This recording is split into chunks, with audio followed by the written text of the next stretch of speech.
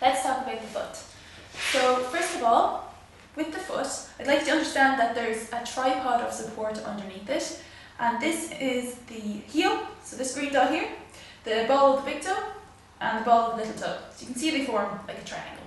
So we really like the middle of the triangle as our main base of support, or where we want to put most of our pressure when we're on one foot or when we're on 2 feet, but particularly when the foot is entirely on the ground.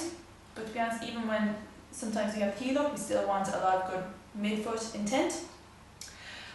But talking about the midfoot, we want to move on to dividing the foot into 3 parts as well. So you've got the rear foot, which is the heel, the midfoot, which is like the area under the arch of the foot, and the forefoot, which is the ball of the foot and the toes.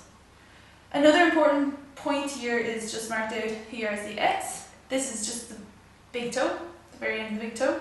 That's really important for where we want to finish when we're pushing through our foot. If we go too quickly from the rear foot to the forefoot, we create problems for ourselves. So we don't want to rush through this middle section too much, and indeed even the first section too much. Otherwise we miss out on opportunities to create either force absorption to allow us to absorb impact well, or force production to allow us to actually take off really well.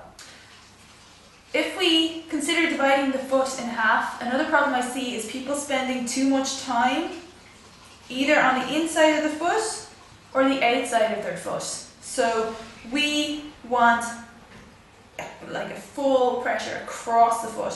In particular, when you're pushing up from a lift, it'll feel almost like you're coming from the middle of the heel, you're going to go across the foot, really press down to that midfoot area, and then you'll finish up through the big toe, depending on whether you're actually taking off, or even if you are just coming up into a standing position with the foot still flat on the floor, still want to have this big toe actually gently pressing into the floor and a little bit more at the top compared to when you're at the bottom.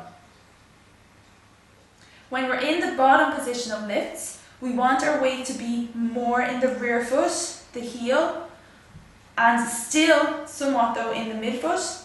And we never want our toes to be totally off the ground. That means we've gone too far into it. When we're coming up then, that's when we transfer the force. We really want to get a good pressure, good intent through that midfoot, and then finish a little bit more in the front of the foot, or finishing off our big toe if we're taking off in a jump or boss step or similar. Lastly, timing is really important. So we want to start in the rear foot, then go to the midfoot, then to the forefoot. Sometimes people are spending too long or too short a time in one of these sections. So at the beginning, try and take your time going through every section of your foot and really explore it. See, can you really feel the ground properly underneath all of these bones and joints? Because there are a lot of them in the foot and there's a lot to explore there. So you want to be able to feel everything through your feet as best you can.